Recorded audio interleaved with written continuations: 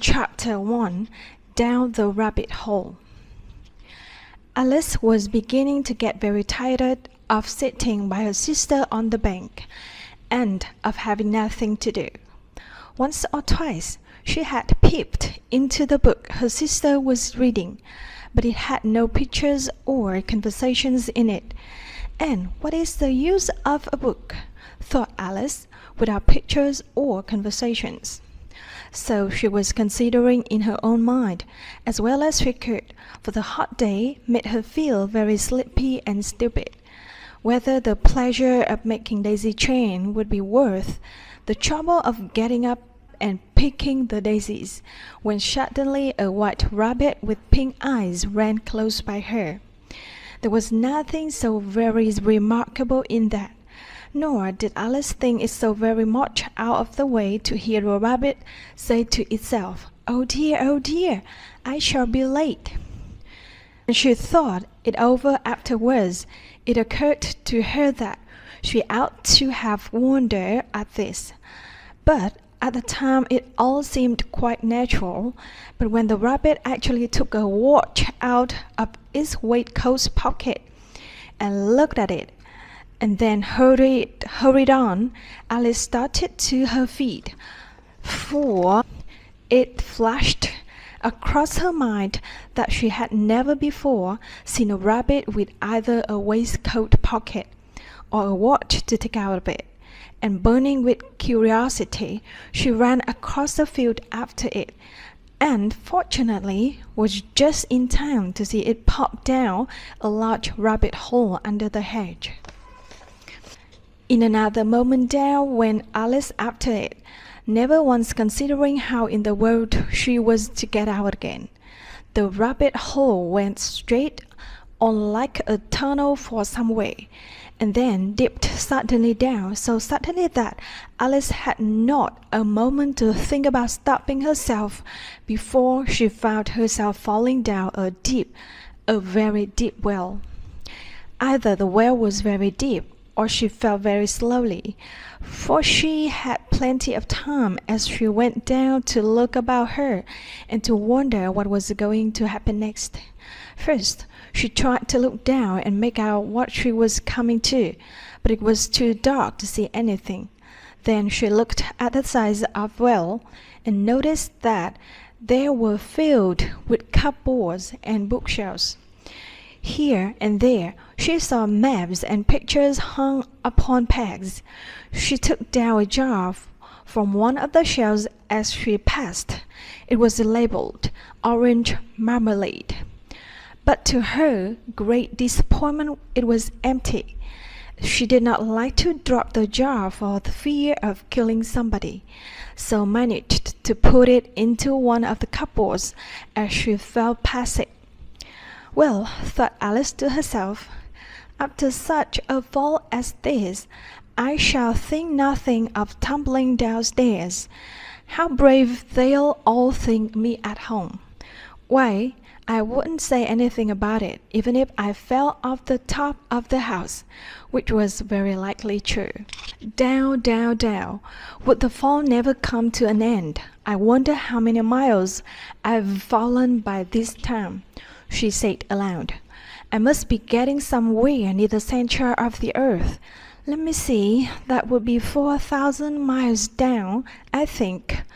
For, you see, Alice had learned several things in this sort in her lessons in the schoolroom, and though this was not very good opportunity for showing off her knowledge, as there was no one to listen to her, still it was good practice to say it over. Yes, that's about the right distance. But then I wonder what latitude or longitude I've got to. Alice had no idea what latitudes was, or longitudes either, but thought they were nice grand was to say. Presently she began again. I wonder if I shall fall right through the earth. How funny it'll seem to come out among the people that walk with their heads downward. The Antipodes, I think. She was rather glad there was no one listening this time, as it didn't sound at all the right word. But I shall have to ask them what the name of the country is, you know. Please, ma'am, is it New Zealand or Australia? And she tried to curtsy as she spoke. Fancy curtsying as you're falling through the air. Do you think you could manage it?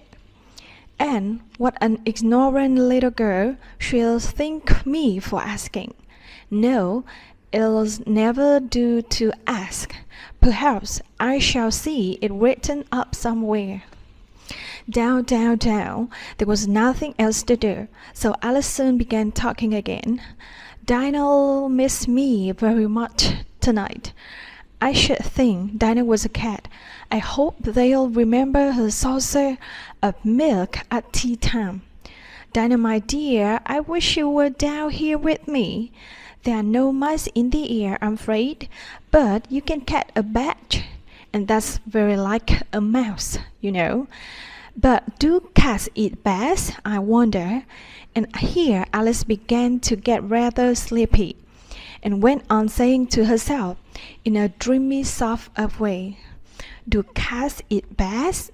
Do cats eat bats? And sometimes, do cats eat bats? For, you see, as she couldn't answer either question, it didn't much matter which way she put it. She felt that she was dozing off, and had just begun to dream that she was walking hand in hand with Dinah, and saying to her very earnestly, now, Dinah, tell me the truth.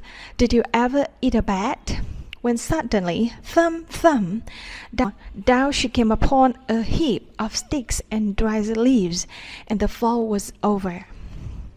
Alice was not a bit hurt, and she jumped off onto her feet in a moment.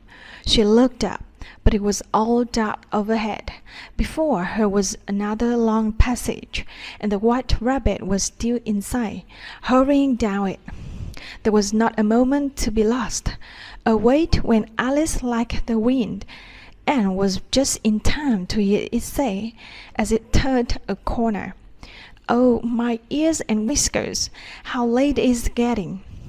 She was close behind when she turned the corner, but the rabbit was no longer to be seen. She found herself in a long, low hole, which was lit up by a row of lamps hanging from the roof.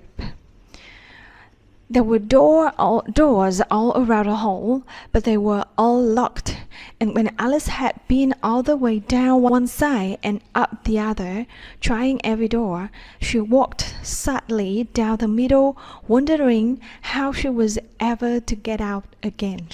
Suddenly she came upon a little three-legged table, all made of solid glass.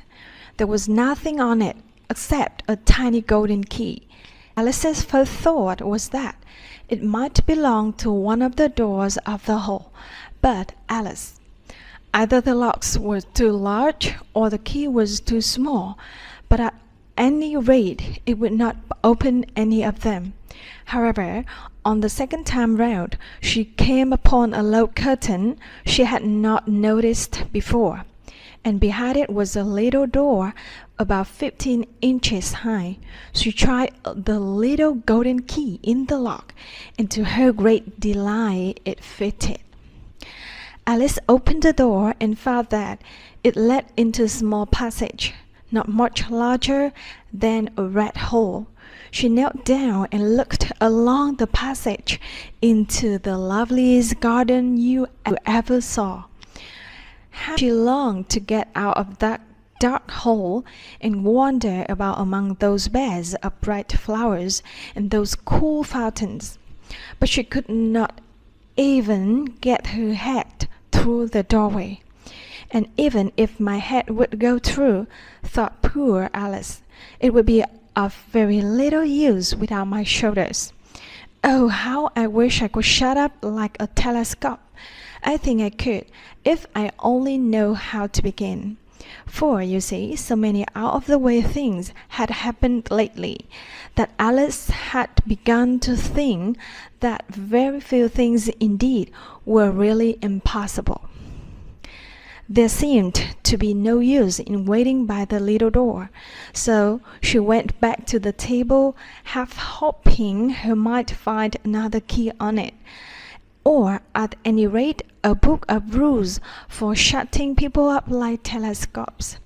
This time she found a little bottle on it, which certainly was not here before, said Alice, and round the neck of the bottle was a paper label with the words "Drink Me" beautifully printed on it in large letters. It was all very well to say "Drink me," but the wise little Alice was not going to do that in a hurry. "Now I'll look first," she said, "and see whether it's marked poison or not." For she had read several nice little histories about children who had got burned and eaten up by wild beasts and other unpleasant things. All because they would not remember the simple rules their friends had taught them, such as that a red-hot poker will burn you if you hold it too long, and that if you cut your finger very deeply with a knife, it usually bleeds, and she had never forgotten that if you drink much from the bottle marked poison, it is almost certain to disagree with you sooner or later. However, this bottle was not marked poison, so Alice ventured to taste it, and finding it very nice. It had, in fact, a sort of mixed flavor of cherry tart, custard, pineapple, roast turkey, toffee, and hot buttered toast. She very soon finished it off. "What a curious feeling," said Alice. "I must be shutting up like a telescope." And so it was indeed. She was now only 10 inches high, and her face brightened up at the thought that she was now the right size for going through the little door into that lovely garden. First, however, she waited for a few minutes to see if she was going to shrink any further. She felt a little nervous about this, for it might end, you know, said Alice to herself, in my going out altogether like a candle. I wonder what I should be like. After a while, finding that nothing more happened, she decided on going into the garden at once. But alas for poor Alice! When she got to the door, she found she had forgotten the little golden key, and when she went back to the table for it, she found she could not possibly reach it. She could see it quite plainly through the glass, and she tried her best to climb up one of the legs of the table, but it was too slippery. And when she had tired herself out with trying, the poor little thing sat down and cried. "Come, there's no use in crying like that," said Alice to herself, rather sharply. "I advise you to leave off this minute." She genuinely gave herself a very good advice, though she very seldom followed it. And sometimes she scolded herself so severely as to bring tears into her eyes, and once she remembered trying to box her own ears for having cheated herself in a game of croquet she was playing against herself, for this curious child was very fond of pretending to be two people. But it's no use now, thought poor Alice, to pretend to be two people. Why, there's hardly enough of me left to make one respectable person. Soon her eye fell on a little glass box that was lying under the table. She opened it and found in it a very small cake, on which the words "Eat me" were beautifully marked in curtains. "Well, I'll eat it," said Alice, "and if it makes me grow larger, I can reach the key, and if it makes me grow smaller, I can creep under the door. So either way, I'll get into the garden, and I don't care what happens. She ate a little bit and said anxiously to herself, "Which way? Which way?" holding her hand on the top of her head to feel which way was growing. And she was quite surprised to find that she remained the same size. To be sure, this generally happens when one eats cake, but Alice had got so much into the way of expecting nothing but out of the way things to happen that it seemed dull and stupid for life to go on in the common way. So she set to work and very soon finished off the cake. That's it. See you next time.